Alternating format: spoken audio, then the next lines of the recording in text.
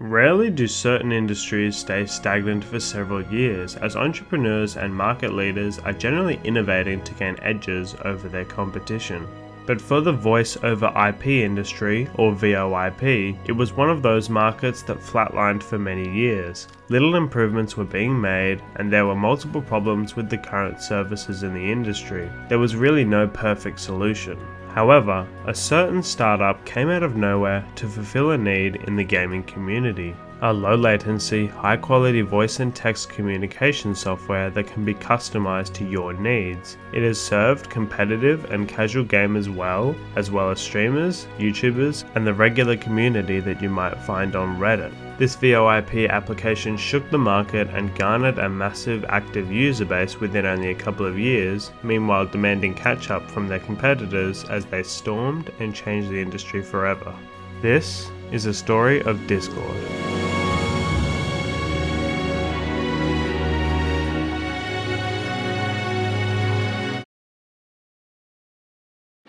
The origin story of Discord starts with a regular guy called Citron. He's an American who had two particular skills and passions growing up which would shape his entire future: programming and gaming. In his early days as a programmer, he most notably joined Double Fine to help develop a popular action-adventure RTS game, Brutal Legend. But even before that, when he was 13, he taught himself the programming language QBasic and made a simple text adventure RPG. If he wasn't programming, however, he could be found playing games with his friends. As a kid, these games included Magic the Gathering, Super Mario Bros., Final Fantasy VI, Mortal Kombat, and Street Fighter, among others.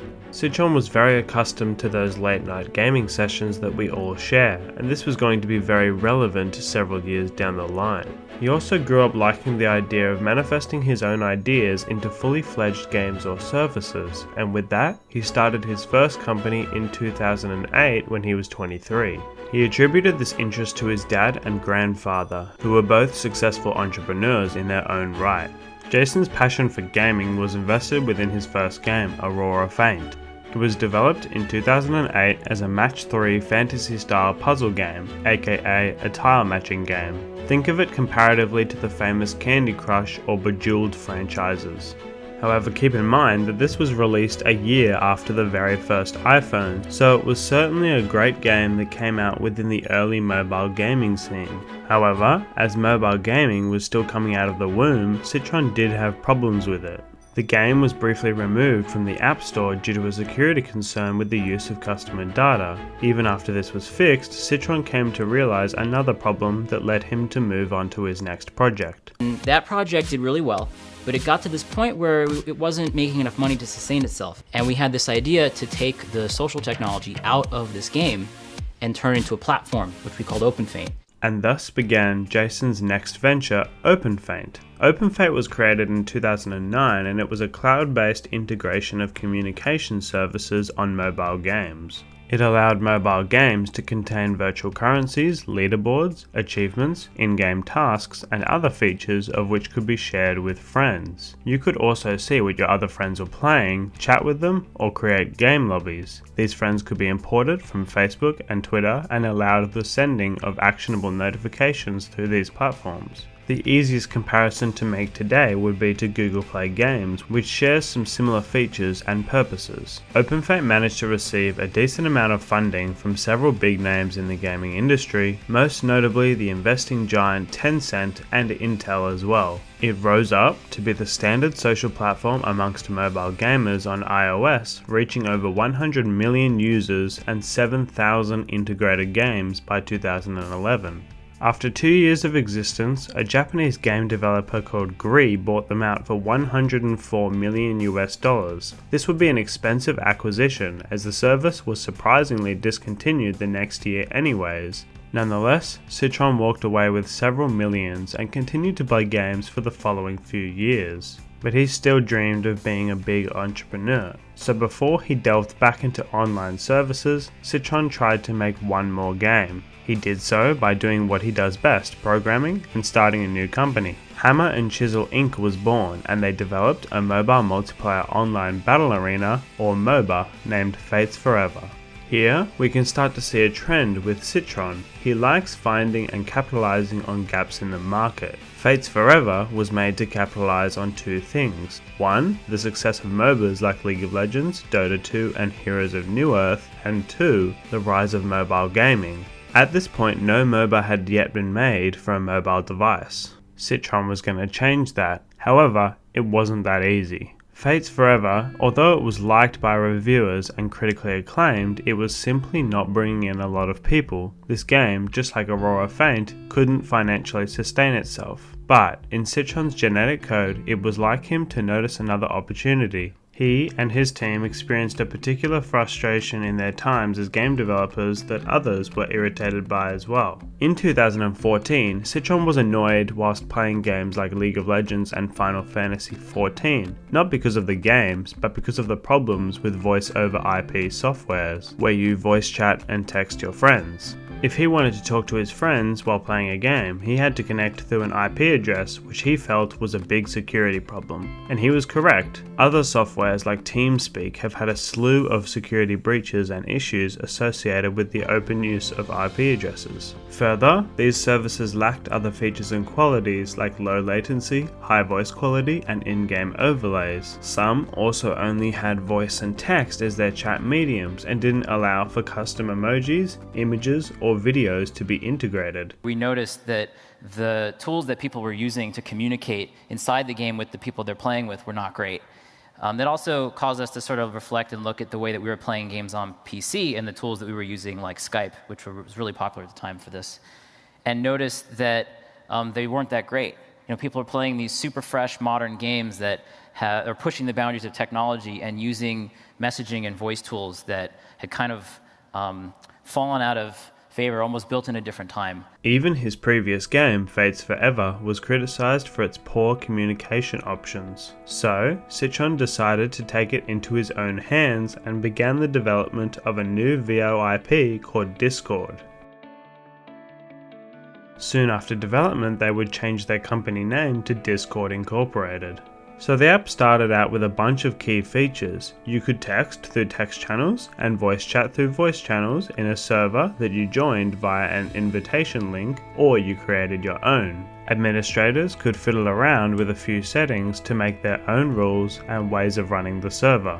Within its first year, they added a range of rare or never seen before features on a VoIP. Features like Twitch and Logitech integration, text-to-speech, commands, channel roles, GIFs, game detection with Steam, developer bots, and more. The amount of customization was actually quite expansive considering how new the product actually was. The app was going to be monetized through a subscription service called Nitro. Discord's philosophy is that all the primary uses of Discord, like voice and text, should be kept free, but Nitro would be used to support Discord Incorporated and to provide non-essential but cool extra features. It provides server boosts, better video quality, higher upload limits, and other customizable options. In the early days of testing the app, it was already gaining a large base of users. Citron stated that at this point they hadn't yet spent any money on marketing as word of mouth was already working well for them at no cost. They originally started advertising through big Reddit communities and also reached out to communities that the staff were a part of, like Citron and the Final Fantasy community. As they started pitching to more gamers and esport organizations, by the end of 2016 there were already 25 million users worldwide. Discord managed to fill in a gap in the market where Skype, Slack, TeamSpeak and other VoIPs failed to tread, through implementing a range of features that the others were missing. The platform firstly had an advantage that it was made more recently, meaning that it looked a lot more modernized than its competitors, where particularly TeamSpeak and Mumble looked outdated by at least a decade. It was just more visually appealing, with one particular option that really resonated with gamers, the dark mode. Discord has also openly said they do not sell your data, which is a rarity within any social media platform. One of the most important uses for your data that Discord is also against is advertising, for which they have been praised for. Ads. Discord also has the double-edged sword of being a very private platform, which in today's evolving world of internet communications is becoming more desired. The fear of big data companies like Google and Facebook is ever growing, and privacy is becoming more valued. A lot of people do want to shift away from the chaotic public social media sites onto more private platforms, and Discord solves that. But what are the negatives of being so private? Well, we're going to get into that a little bit later. As we mentioned before, the platform is also quite secure. The user data and chat tools are facilitated through 11 data centers around the world, as opposed to connections through IP addresses which are volatile. However, this isn't to say that it is perfect, and we will go into more of these issues as well. Finally, there are no algorithms. On YouTube, Facebook, Instagram and others, you are competing against the game of algorithms to be noticed and have your content pushed out for more eyes to see. With Discord, it just takes an @everyone or other mentions to get attention within your community for all to see, unless this is banned by the mods. The point is that anything put out within your server can be seen by anyone. You aren't fighting against any code. Many public figures like this, as their content can be directly shown to their fans or respective communities, no questions asked. The other VoIPs don't really have this social element and are more just simple chat tools. By 2017, Discord was worth millions and millions, but they still had plenty of growth opportunities yet to go. They implemented lots of well-received features that continued to boost the popularity and consumer base of the service. One of their first decisions was a couple of integrated parts from other services like Spotify and Twitch. With Spotify, you could see and listen to the music of your friends. With Twitch, many streamer emotes can be cross-used on Discord servers. Plus, you can see what your friends or favorite streamers are currently streaming. And then of course, there is Steam integration where you can see what your friends are playing. Discord also immediately recognized that some people wouldn't want to share this information to others, and so it can be disabled. But possibly one of the greatest additions to the platform was to allow developers to create optional bots for Discord to provide whatever function they could program into them. For example, there are Pokemon catching bots, moderator bots, music bots, donation bots, loyalty bots, meme bots, entertainment bots, and bots for basically anything you can think of. It allows for servers to function however their owners desire. Discord's low latency in voice chat and decent voice quality presented a fantastic service for another billion-dollar industry, which is esports. Professionals in gaming require very high-speed connections both in-game and in communication with their other teammates and coaches. And that is what made Discord fantastic. It solved these issues. I'm in net. Hey, stop. Kind of awkward. Got it. Still net. Over me. Nice. Very challenging. He's gonna beat. 12 goal. I got it. Yeah. Turn on you, Justin. Yeah. Beat me. Got it. Yeah. To me. Nice. Yeah. Double one. Open.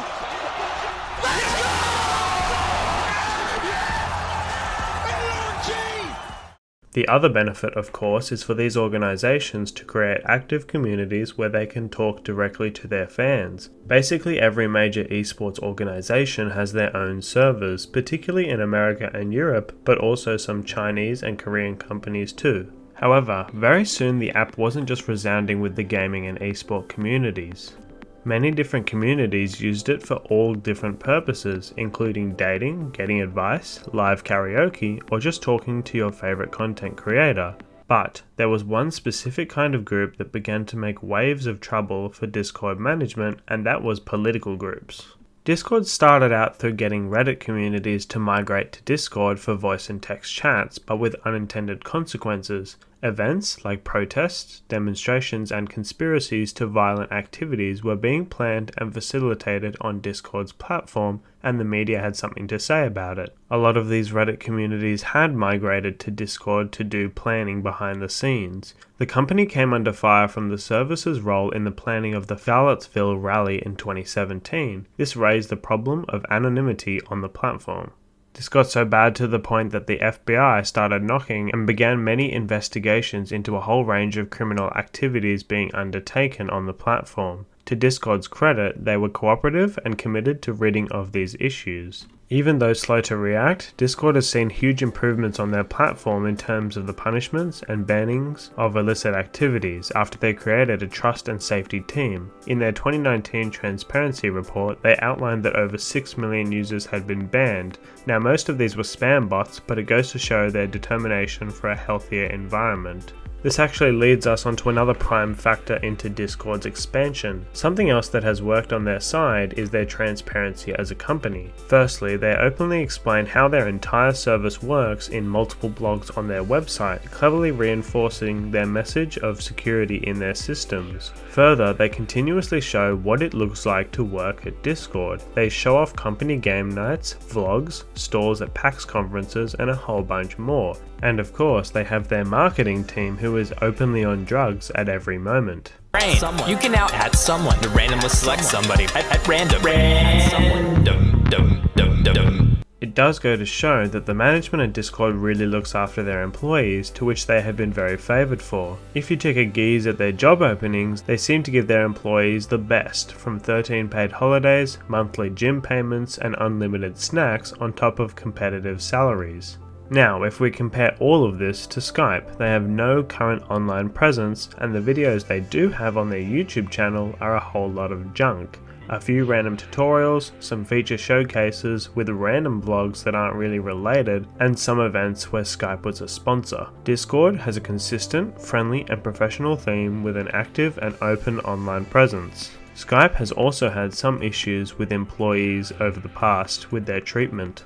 The other part of their transparency is how they openly share data on how they are keeping their platform secure through eliminating channels that have engaged in naughty behavior like spams, threats, harassments, hacks, and malware. Just reading this makes me feel rather safe in regularly engaging in their platform. Finally, they are quite diligent in listening to and implementing hundreds of ideas from the community, and actively want the opinions of their users. Some implementations originally suggested from the community include spoiler tags, custom emojis, transferring server ownership, and edits to text size and font. The founders of Discord saw a huge gap in the market where a new service was needed to heed the shortcomings of others in the industry. Gamers did not have a secure, low latency VoIP with great customizability and great chatting tools. Discord executed this very well, creating a service that provided so many great features to communicate with friends and communities. The service is also carried out by a company with many strong pro-consumer values that just reinforce the gaming community's attraction to their service. They also show how looking after employees helps the employees look after the customer. But with great power comes great responsibility, and Discord is in a good position to fight against illicit activities on their platform, which is one of the platform's main flaws. So nonetheless, what makes you love Discord so much? Personally, I love that other people starting calls don't create loud ringing noises like Skype does, and I love server roles as well. Let me know what you guys think, and also what other content you would love to see. I shall see you again soon, my friends. The company's rapid rise is partly due to the popularity of games like Fortnite.